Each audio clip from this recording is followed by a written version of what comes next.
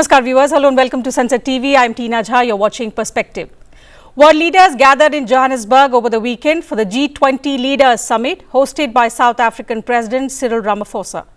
Prime Minister Narendra Modi addressed key sessions on inclusive and sustainable economic growth, leaving no one behind, a resilient world G20 contribution to disaster risk reduction, climate change, just energy transition, food systems, and a fair and a just future for all, critical minerals, decent work and artificial intelligence.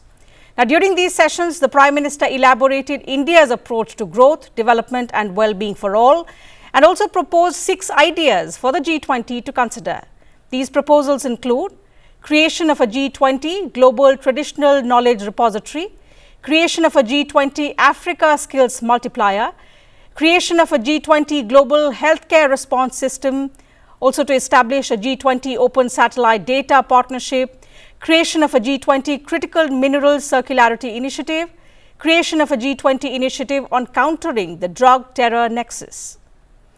At the session on a fair and a just future for all, critical minerals, decent work and artificial intelligence, the Prime Minister called for a fundamental change in the way critical technologies are promoted. He asserted that technology applications must be human-centric rather than finance-centric, global rather than national, and based on open source rather than exclusive models. Also, the Prime Minister once again used the platform to seek greater voice for the Global South in global governance structures. On the program today, we'll discuss the interventions and proposals made by the Prime Minister at the G20 Summit in South Africa, with 2 distinguished guests joining us on the program. It gives me immense pleasure to welcome former Ambassador Anil Wadhwa. Ambassador, always a pleasure to have you with us on the program. Also pleased to welcome Ms. Ruchita Berry, Senior Fellow at the Vivekanand International Foundation. Ma'am, thank you for your time. Welcome to the program. So we'll discuss the specifics and the significance of each of these proposals that the Prime Minister made at the G20 for them to consider. But to begin with, Ambassador, how do you look at India's blueprint at the G20 Summit this year in South Africa? This was the 12th summit at the G20 that the Prime Minister attended. Yes, so there were some very important proposals that the Prime Minister made. As you outlined, I think it was essentially for giving the G20 summit a momentum towards inclusive and sustainable growth, and that was what was behind the Prime Minister's 6-point proposals, which he stressed upon. I think he also wanted the world, G20 in particular, to have a fresh thinking and also have some collective action over these 6 points. So I think all the 6 initiatives, they were very well thought of, very timely. As you mentioned, a global traditional knowledge repository is an excellent idea, which is based on Indian knowledge. Also the G20 Africa Skills Multiplier Initiative. He also had in mind, I'm sure, other countries, including India for that matter, because India also needs a similar kind of initiative. And the Global Healthcare Response Team, that is an idea that he had floated when India and the other countries in the world were facing the COVID pandemic. The Critical Minerals Circularity Initiative also is very timely because we've had a crisis of sorts with China controlling the production and therefore the distribution of critical minerals around the world. And then, of course, the Open Satellite Data Partnership, which expands a lot into health systems, knowledge sharing, and improving resource security, and also in confronting global threats. All these are uses that this joint use of the satellite data partnership can be put to. And there's no better forum to raise this than at the G20. And I'm sure this has gone down very well with the membership of the G20 and also the Global South in general. Okay, we'll talk about the other assertions that the Prime Minister made, but most importantly, there are these 6 proposals that Prime Minister proposed. Ms. Berry, I'll take your perspective also on which of these initiatives do you think are likely to gain the strongest traction among the G20 members, given the current state of geopolitics and geoeconomics? Yeah, so thank you for this timely discussion. Prime Minister was there at the G20 summit when some of the leaders were absent, so he was representing the global south, and the points that he made were very important. The initiatives that he launched there were very important. Please remember that this summit was made for the first time. It was taking place in Africa, on the African soil, and the fact that this was also the last of the summits from the global south in the current cycle. The first was by Indonesia, then by India, followed by Brazil, and now South Africa. So it was an important summit in that respect to push forward the viewpoint of global south, the viewpoint of India in this summit.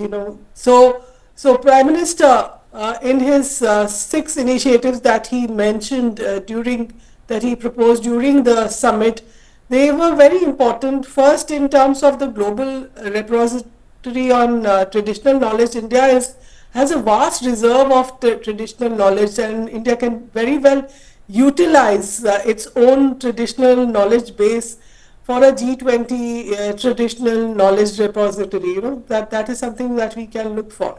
Second, I think the idea of health, G20 health initiative, where we'll calling for G20 response team to deal with various pandemics or any health crisis that happen across the world. We've seen during COVID crisis, India did play an important role in terms of supplying vaccines when they were in dire need in the global south, and when the developed countries were hoarding these vaccines. So India has always been there in support for the larger global south, and this initiative also looked for thinking ahead into some actionable items on the healthcare issue. Third, in terms of the dealing with the terror and the drug trafficking nexus, I think that was something very important, the initiative that Prime Minister launched, because India has been facing that, India in its neighborhood, and so are several other countries. There is a nexus emerging between drug trafficking and terrorism, and so to address that at the G20 level is something which is again very important. And the other issue that he raised, initiative that he raised, was, since it was in the African soil, and in Africa the employment of the youth is very important issue. So here to announce a G20 skills multiplier is something very original and innovative, because this is based on the idea of training the trainers and creating about a base of about 1 million trainers in Africa. So these are some of the issues, I think, which are very important, which Prime Minister did raise at the summit. That's right. I'll begin by asking Ambassador to elaborate more on the G20 Africa Skills Multiplier, Ambassador, because this is very timely. The Prime Minister also didn't forget to mention, when he was asserting on the point that Global South needs more representation at such platforms, he didn't forget to mention that it was during India's presidency that the African Union became a part of the group, and that's why it's important for the continent to also be part of the development journey that the world is talking about. So coming to the G20 Africa Skills Multiplier that the Prime Minister proposed, this is particularly one proposal that stood out among the 6. How do you see it aligning with India's long-standing development partnership with Africa?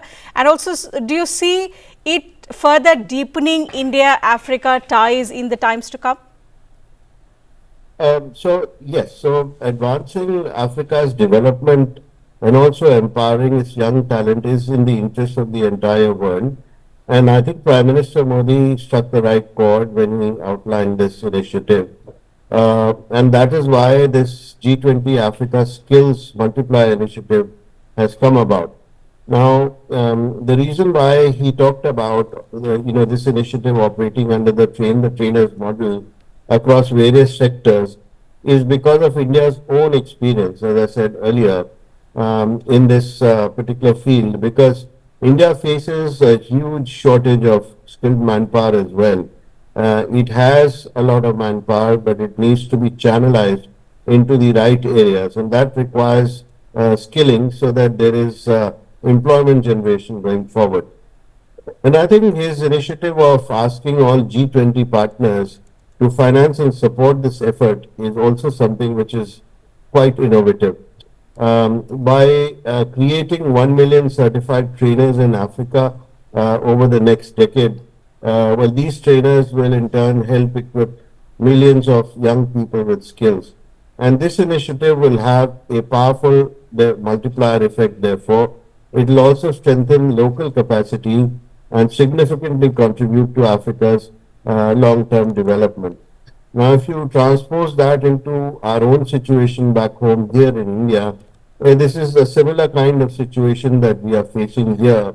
India is working with a number of other countries across the globe today to make sure that our skilling takes center stage. In fact, a lot of our educational partners today, like Australia, like Germany, for instance, they're also laying a lot of stress on employable youth. So it's not just getting degrees, but also channelizing them into the right areas of economy so that they're available when the investments come into a large developing country like India, which is attracting a lot of FDI today, that the skill sets are there to be able to be employed and therefore to promote employment amongst the youth. So therefore, the Prime Minister had that in mind, and I think this is a very novel idea. If it takes off, it will be certainly a game changer.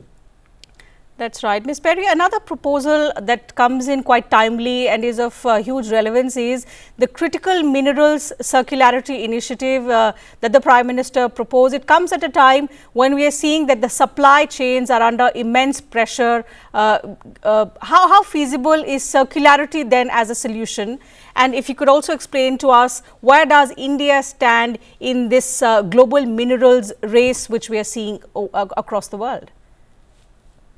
Yeah, so critical minerals are really important in the world today, in the fact that globally, because of climate change issues, the world is now, the governments are now focusing on a green transition, moving to cleaner energy, and herein the value of critical minerals, especially needed for the green transition. The fact that one country, China, dominates the supply of the minerals and also the processing of them, is not something which is which is which is which the other countries can forget. So there is an idea to diversify the resource and also to utilize the existing critical minerals, renew, the idea of using the waste from the critical minerals which is existing, the utilizing the reuse of the critical minerals which are present in our economies, that will help in reducing the large demand of first use critical minerals. So reuse, reinvent, that has been the focus of India for a long time, and also in the critical minerals sector. That is what he is saying, that Prime Minister Modi has always thought of human-centric solutions. He's during the G20 India presidency, he had initiated this concept of life, that you should focus on the human being and you should try to reduce the waste in the environment at the individual level. And here also he is saying that we should renew and reuse the existing materials which are available within the economies of each country, and rather than focusing on buying fresh critical minerals.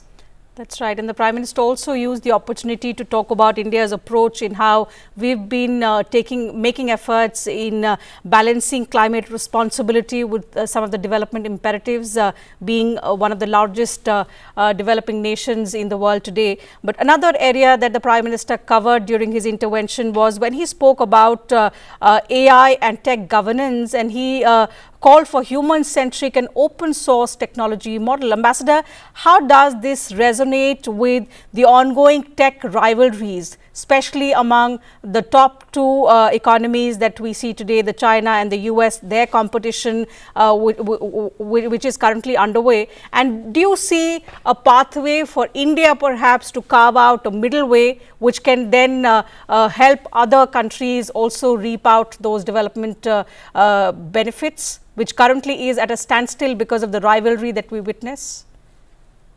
Exactly. So I think you hit the nail on the head.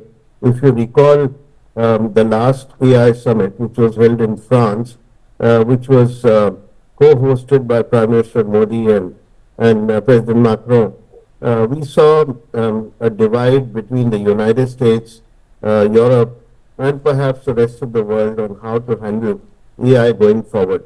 And I think India, at that particular meeting itself, Prime Minister Modi spoke at length about how important it was to have a human-centric approach which would take everyone along and leave no one behind. And what he had in mind was those who are have-nots today in this field, particularly those from the global south, countries who could not afford AI implementation, leave alone the knowledge about AI. So he has taken that a little forward here during his address at this particular G20. But I think it's a preparation of what is going to happen by way of India's initiative at the next meeting on AI, the summit on AI, which India is going to host this time here in New Delhi. And at that summit, India will definitely put forward the middle path, as you rightly pointed out, because it's very important to reach a consensus about how to govern AI, what should be the instruments going forward, what is the role of the United Nations or an international body which will govern this going forward, and the fact that it's so important to make sure that everybody is included in this process, because if they're not, then there would be a failure in implementation of AI going forward. And we know how dangerous it can be if AI is left not to the governance models which everyone develops together, but when it's a free for all, and especially when it is left to commercial interests going forward. So that is what something that India has always proposed and has been proposing, and we could sense that in his address at this G20 summit as well. The question then, Ms. Berry, is how much of it does it resonate with countries that can make the difference? So in this profit-driven tech world, when India talks about human-centric tech ecosystem, does it actually make a difference among the countries that hold the key to these benefits percolating to countries that need it the most? Yeah, the idea is to try and change the mindset of the countries of the developing world, of the global south. See, G20 forum is a forum of both the global north and the global south. This is a forum where you can have dialogue with both sides of the world. So if the global south is interested in getting more access to the AI, and which is human centric, which is focused on making it available to the larger developing world, this forum is the right forum to focus this, because we can discuss it real time with these countries and come up with solutions. And this is why Prime Minister Modi has proposed this. AI is the tech of the future, and it should be available to most of the people across the world, whether they are living in the developing or the developed. So the Prime Minister's initiative is important, and it remains to be seen whether the global North countries would be, really accept this idea. But I'm hopeful. I'm hopeful because when this summit opened, there was a lot of gloom and despair there because of the absence of one of the major powers, the US. But it did end with a leader's declaration. So I am hopeful that they can come up with solutions in consensus with the global north on these matters of extreme importance. Perhaps with India reiterating these proposals at some of these forums we've seen lately, it will make a difference. On the sidelines of the G20, there was another important announcement of a new trilateral partnership with Australia and Canada on enhancing cooperation in emerging technologies. Ambassador, how significant is it going forth, and how will it also align with India's idea of a human-centric tech ecosystem where we are able to build a future for all? Yes, so I think this is a very important initiative which has been announced between India, Australia, and Canada. And I think it's come about because India and Australia already have been talking about innovation and tech cooperation for a very long time. If you look at the ECTA, which has been signed between India and Australia, innovation has a pride of place in that agreement. And the SECA, which is being negotiated with Australia right now, will have a separate chapter on innovation and cooperation in startups, etc. Between India and Australia, there is already a very live corridor of innovation because both sides cooperate through their startups, and in fact, there are governance institutions which are already very active in this corridor. As far as Australia and Canada is concerned, they are also cooperating because they are both knowledge economies. And obviously, it has been found important to bring India in because of its human resources, its human capital, and the innovation drive which India is going through right now. Going forward, I'm sure these three countries, if they work together, they will be able to achieve a very important progress in things like AI and quantum technologies, etc., which are the new frontier technologies. And I think they see value in working with each other. What this partnership has done is also establish a new paradigm between India, Australia, and Canada. As you know, the relationship with Canada was fraught over the past year or so, and it has just come back on track.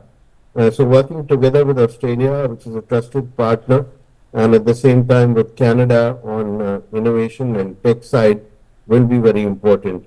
Now, all three countries, of course, have a similar view on governance of AI going forward. And that is why it's important that they have come together.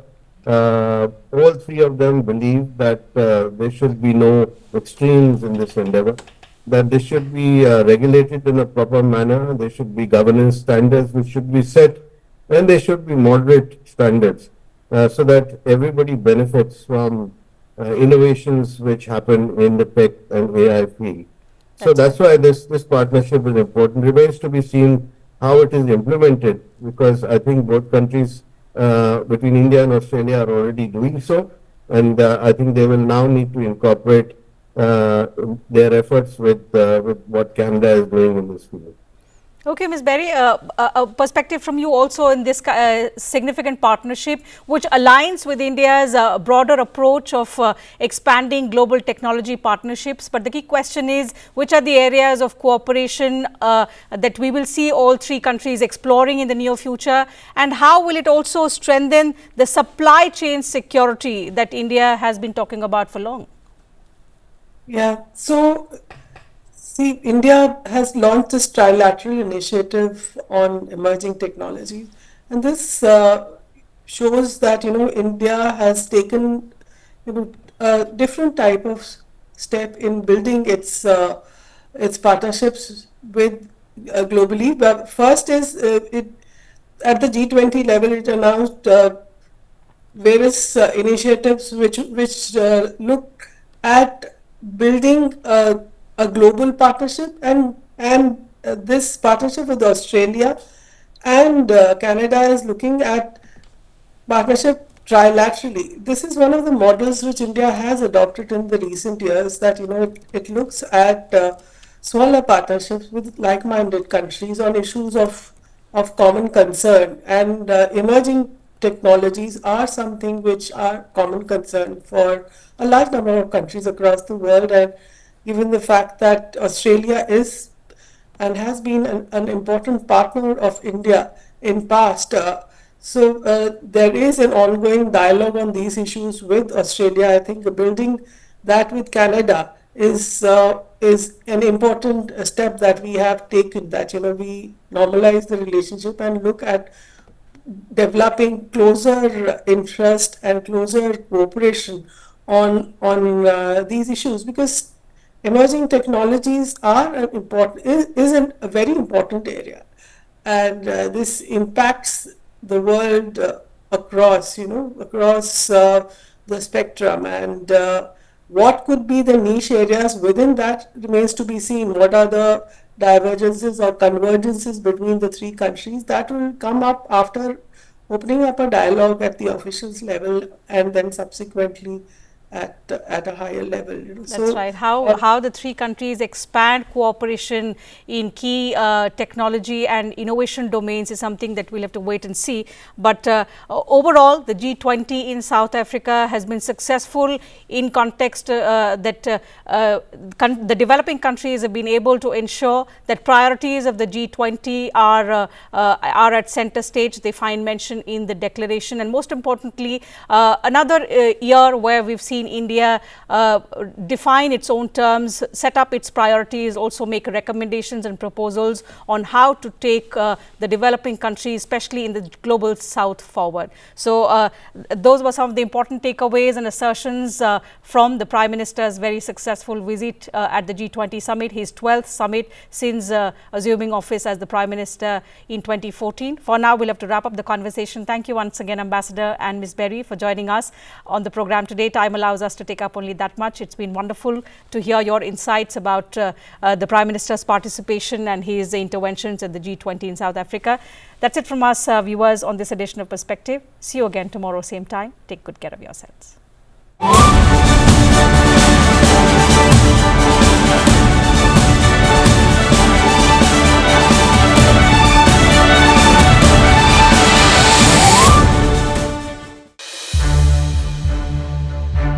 To watch more programs of Sansad TV, subscribe to our YouTube channel and don't forget to like and share them.